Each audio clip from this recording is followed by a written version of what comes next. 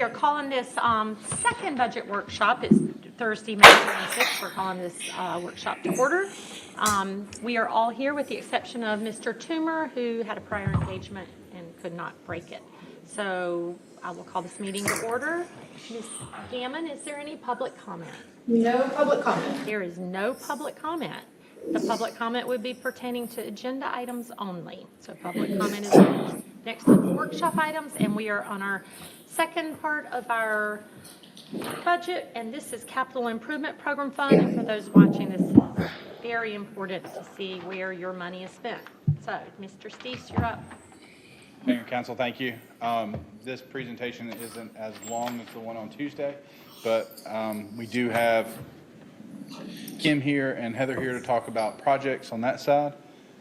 We have Chris and Natalie on this side to talk about finances. So as we go through and you have any questions, I have the power team here to talk about it, and we can make sure that we try to get answers to your questions as we go through.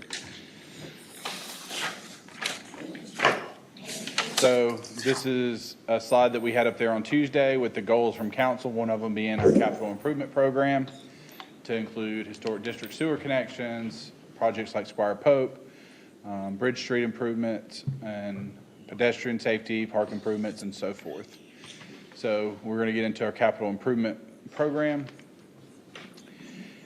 And just to go through consolidated budget so you get an idea of what the capital improvement program fund consists of.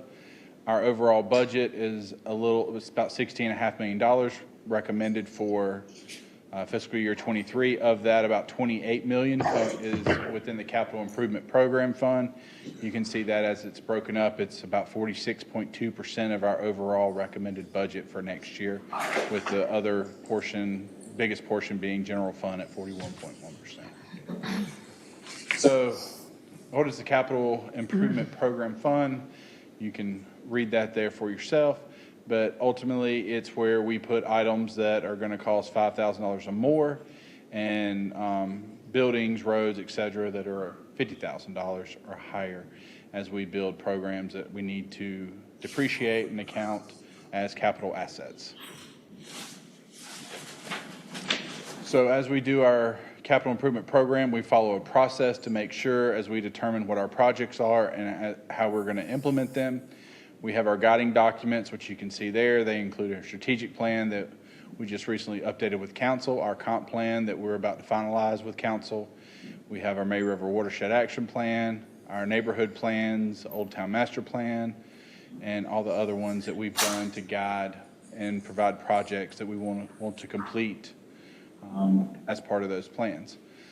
We do the review of the current needs and available funding sources, bring those to town council for consideration and prioritization, which y'all did, I think, 2 meetings ago. And then Planning Commission did that just recently. And then now we're bringing it to you as part of the fiscal year budget adoption. After that, we take it and we put it to work. And y'all have seen that in action with the planning and design, community engagement, the process that we go through to get them moving towards construction. And then after construction is complete, we have the ownership and maintenance that continues forward year over year. So where do those funds come from for fiscal year 23? You can see the biggest is recommended for the tax increment financing district bond that we're proposing. That's the $9.85 million that's proposed in there. The next comes from our CIP fund balance. And then you have transfer in from our current TIF, transfer in from stormwater, municipal improvement district funds, grants, hospitality tax, accommodations tax. It makes up, all of those go together to make up about $28 million that would go into capital improvement revenue that would go towards projects. So how's that planned to be expended? You can see for next year, once the TIF bond is complete, we're only anticipating spending about a little over $3 million of the bond in next year's budget. The remainder of that would go into fund balance to finish out the barn project within the next couple of years. You can see about 18% goes into park projects. That's where the other $3 million would be part of that, which is in New Riverside Barn, as well as other projects like Improvement Source Factory, Oscar Frazier, and other parks throughout the town. Have stormwater and sewer projects, land acquisition, housing, IT projects, and then you can see the remainders down there to come up with a total of about $28 million worth of projects. So you should have these sheets in front of you printed off. It gets a little, trying to read some of this language gets a little tight on the PowerPoint slides. I want you to have it in front of you so you could follow along in the paper if it makes it easier for you, if you need to make notes or anything. These are just a list of all of the projects that we would have active moving into fiscal year 22-23. We break them up into stormwater and sewer. You can see those projects there. And then again, like I said, if you have any questions on those projects, we have staff here and I to be able to answer those as best as we can. The ones that you see there with the P00XXX, those are ones that have not been assigned project numbers yet. Those are new projects that are being proposed going into fiscal year 22-23. Stephen, the slide that was just before that had the land acquisition at 4.7. I thought it was 3.5. Reminder, and I had a note on here and I did not hit that. We added the $1.2 million because council approved at the last council meeting the acquisition of Buckwalter. So the land acquisition cost went up by that $1.2 million. Okay. So where it was would have been 3.5. It's now included in there. Okay, you're showing As a the money budgeted item itself. moving Okay, in. gotcha, Yes, sir. thank you. And then back to the next slide. Excuse me, the one that you were, the projects. The one question I had is, it's been with us for quite a while, but the Stony Crest Campground, and that's a 2023 proposed project, but I don't know that the county's anywhere near where they need to be to do what they need to do for us to move forward, are they? I reached out to Eric today on that. I'm waiting on a response from him. Our conversation that we had previously was as part of their ARPA funds, that they were including funds for sewer projects to include Stony Crest, that project. So I followed back up. I emailed him today actually to ask him if he can verify that that money's there, because we're also meeting with BJWSA, I think, is it next week or the week after, to talk about capital projects moving forward and make sure we're on the same page. And I'd like to have an answer for that, so when we meet with BJWSA, we can say the county did have the funding in there. Let's go ahead and expedite this one and move it forward. The hope would be, and I relayed this to him as well, is if they can guarantee their funding, we've got our funding, BJWSA has theirs, and we can start moving this project forward into design. There's $900 million that's been set aside for water and sewer projects through the state, is that we can work with BJWSA to hopefully apply for those funds and extend or reduce our overall cost to get this project done. But if we miss this opportunity now, then we may not be able, those funds are going to get eaten up by other agencies. So now's a good time to try to move this forward and get that applied. So are we saying that we would proceed before the county passes their connection ordinance? We would have time to get that done because we still have to put this into engineering and get design and get it bid. So we would have time for them to get that in place. And we've shared that with them as well. Okay. And he did tell me that the very first presentation that was in there, so, but what it is now, who knows? Well, So it'd be nice to get an and it shows email. it as like water and sewer projects. It doesn't specifically list them, so that's why I want to get it in writing from them that is there, because if it is, then we've got the funds, we can go ahead and expedite that one as well. So I'm waiting on an answer from him for my email today.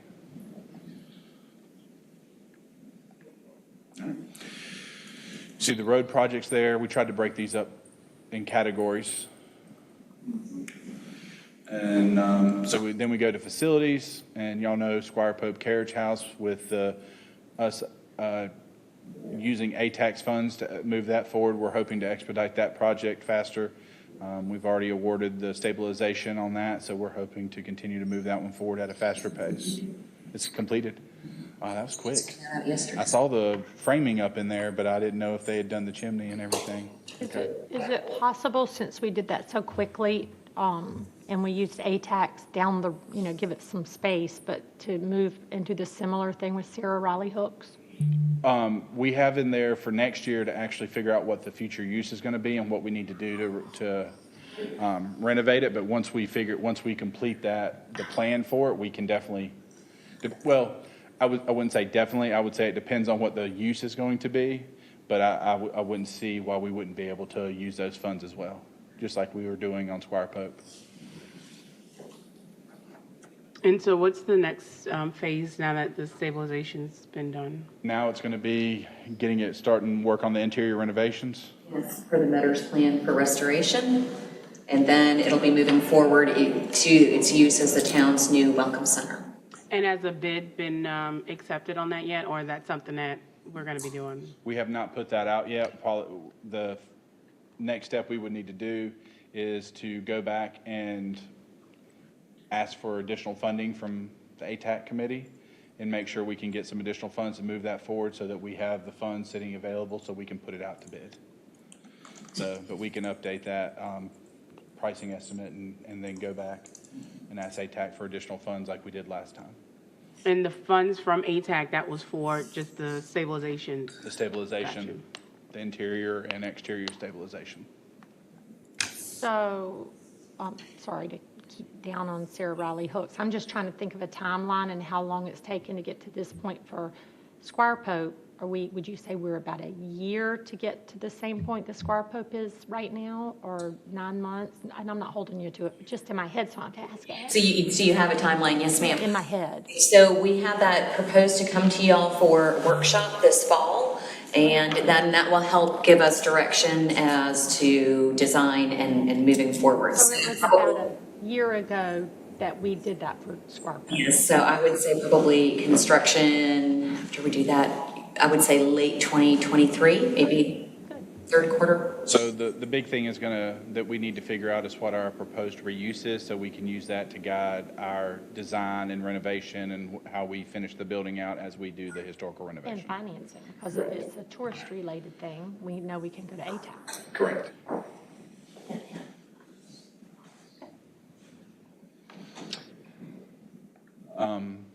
This is where we also have our affordable housing underneath CIP.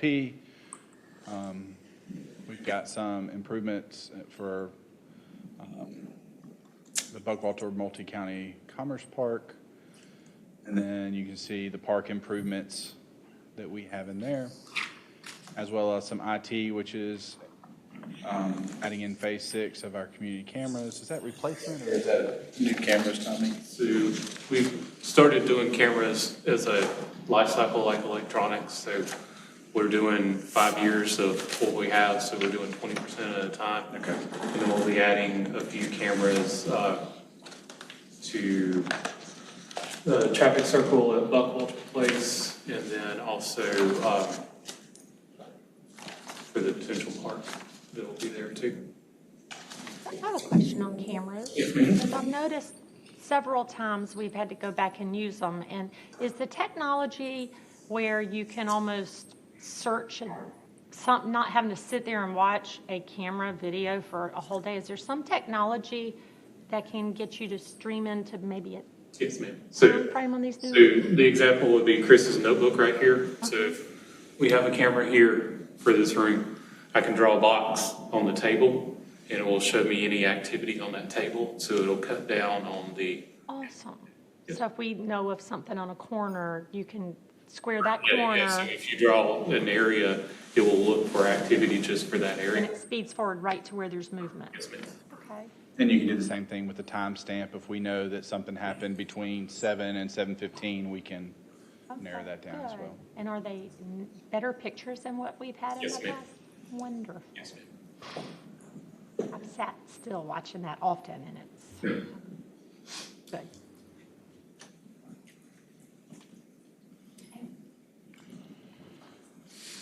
So these are the projects that are anticipated to be completed that are anticipated to be completed in the current fiscal year we're in as we move forward. That is what's been done at Watershed Management Facility, the Historic District Sewer Phase 1, Phase 2 and 3 is anticipated to go back out to bid next week or the first of the following week. We're waiting on one thing about a tree, on having to bore underneath the tree, and then once we get that squared away, we'll get it out to bid.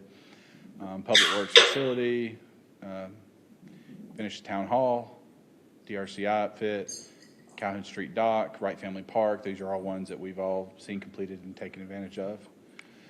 Ones that they're anticipating completing in fiscal year 2023, you can see all the historic district sewers in there. Like I said, phase 2 and 3 is getting ready to go back out for bid. They're working on phases 4 through 6, especially with the right-of-way, Ghost Road acquisition, having the money set aside to help do so, to get the easements with a contract position. You have Buck Island Road drainage improvements, sewer connection policy. That's our ongoing policy where we have sewer connections for people who want to connect in through our program and can qualify for a certain percentage of reimbursement from the town. Goethe-Schultz neighborhood improvements phase 2. We have Squire Pope Carriage House. As we said, we're expediting that one forward now. We have the Rotary Community Center facility improvements. That one got pushed back a little bit, just trying to find a time when it's not being used so we can get in there and actually make the improvements, because when you need 5 to 7 days without anybody being in there, it's pretty tough. That building's rented a good bit. And then May River Road Pocket Park, which was which we just awarded last week. Was that this? It blends together. Yeah, it was last week, 2 weeks ago. Yes, we just approved this, yes. So, as they're moving forward. You had town hall improvements that were finished, and now you have town hall improvements to be completed. I think I saw it, right? Yeah, 88. 88 Why and do you have 88. them? Is there What's- something else that we're doing? I think that's inclusive the Ulmer Auditorium.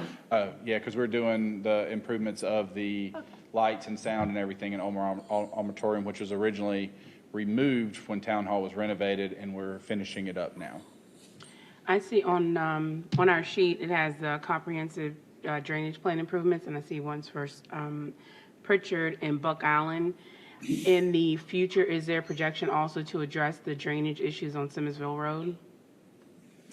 So the comprehensive drainage initially is within an extended area of the historic district, but the idea is to analyze sections of the town as we move on, definitely. And that one would, of course, be in conjunction with DOT as well, being a DOT road. So we continue to ask them for regular maintenance of the culverts and what have you. But yes, ma'am, in the future, that's the idea. That'd be good, because they definitely do not, and I know Steve and I have spoken, and we've shared pictures, but residents continue to get their shovels to dig ditches out when, we have massive rains and other things, so. And I think our crews have gone out and DOT crews have gone out, and they deal with it as it Right. happens.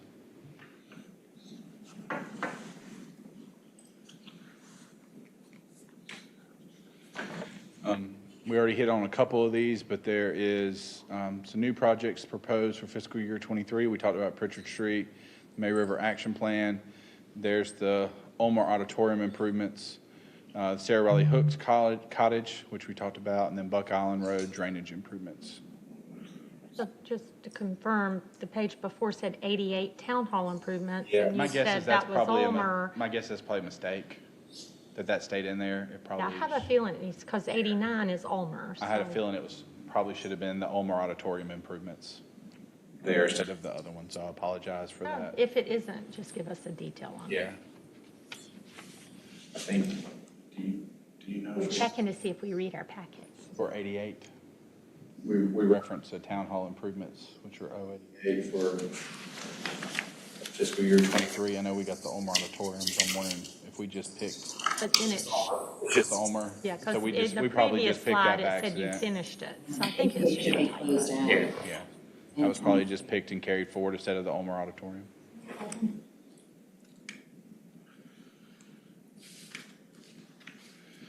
So here's where we look at where the funding for those projects are and kind of doing a 5-year lookout on the completion.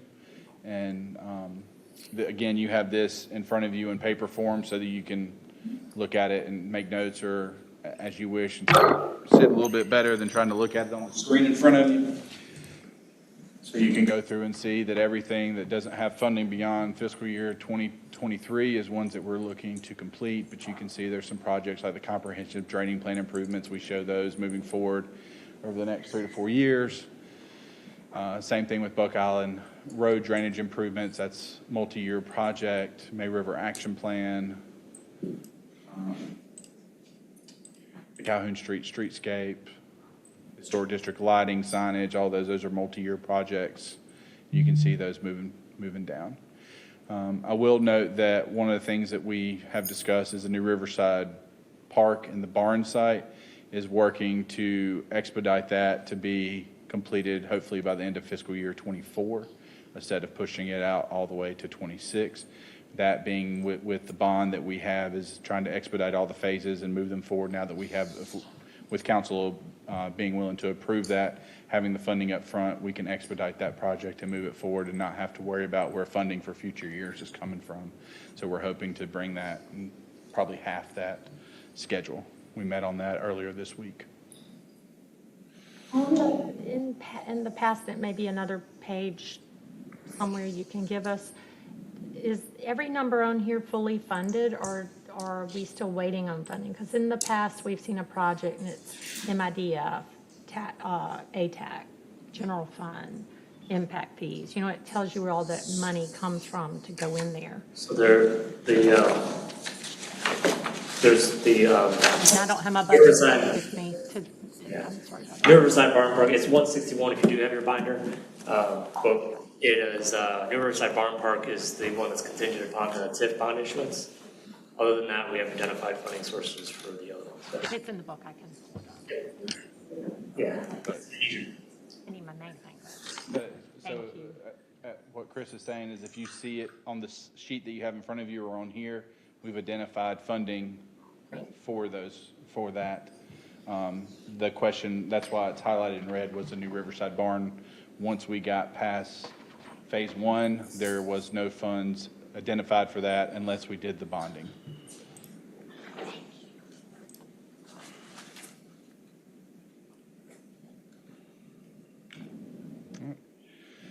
So to bring us back,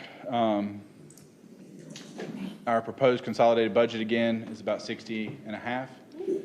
This again will be a $1.2 million change from what was in the initial budget that you got due to the fact that we've included the purchase of the property out at Buckwalter at 1.2 million.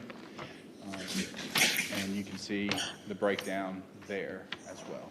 We started there, kind of wrapping up there.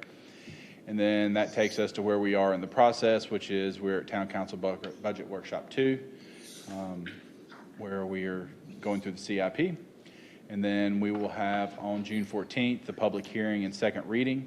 And should everything move forward and council approve, we will have our new budget as of July 1. And the goal would be July council meeting to bring the TIF extension and financing to council for approval in July and August so that we can do the financing and move forward with expedite the barn and New Riverside Barn and Park project.